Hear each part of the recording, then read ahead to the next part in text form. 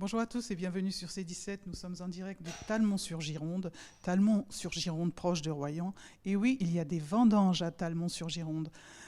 Et nous avons rencontré la famille des vignobles arrivés qui produit un vin unique sur la falaise de Caillot. Et nous avons à mes côtés Bruno qui dirige cette entreprise qui existe depuis, je crois, 1881. Oui, nous sommes vignerons depuis 1881 dans la famille, 4 générations. Et ce vignoble à Talmont est le plus jeune, le plus récent. Nous l'avons créé en 2003 en plantant différents cépages, des pinots noirs, des gamay, des merlots, des cabernets francs, des cabernets sauvignons pour les rouges. Et pour les blancs, des sauvignons, des chardonnays, du colombard, de l'uni blanc.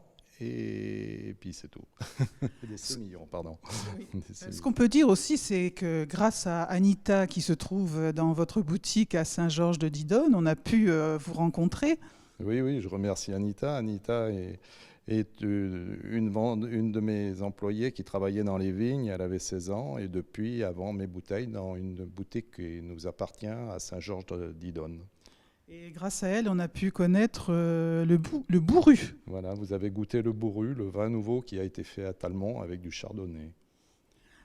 Cette falaise de Caillot, finalement, c'est celle qui produit, c'est vraiment un terroir d'exception.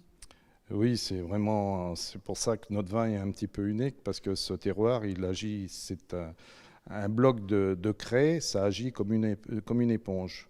Dès qu'il y a des excès d'eau, ils s'en vont dans la falaise et les racines vont pomper l'eau quand il en a besoin. Là, on est sur une période de sécheresse qu'on a rarement connue et la vigne ne souffre pas, elle va chercher l'eau dans la craie, dans la falaise.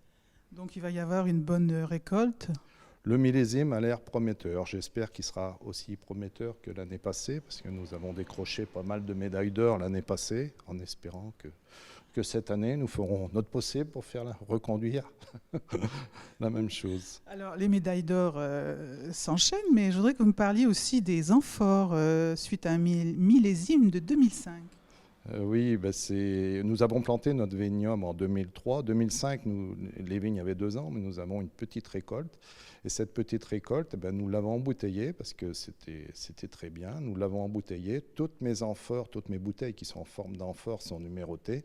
Donc les 6 premières ont été mises dans des cylindres inox et ont été jetées à l'estuaire.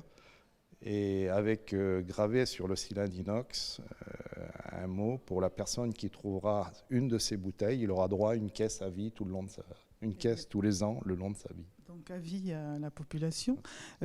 C'est sans compter sur vos enfants, bien sûr, Laurie et Guillaume. Et Laurie, vous avez un rôle quand même très important dans l'entreprise. Bonjour Laurie. Bonjour. Oui, on fait partie de la gestion avec ma maman et puis du commerce à l'international ou au niveau national. Et puis on prend en charge aussi la gestion des caves. Voilà, on chapeaute tout au niveau logistique.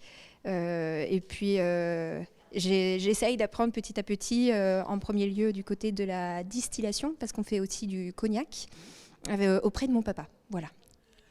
Donc vous avez un rôle très important, mais bien sûr c'est sans compter sur Guillaume, c'est la production. Bonjour Guillaume. Voilà, essentiellement la production. Donc là on est en pleine période de vendange, on a rentré le chardonnay qui a une belle maturité.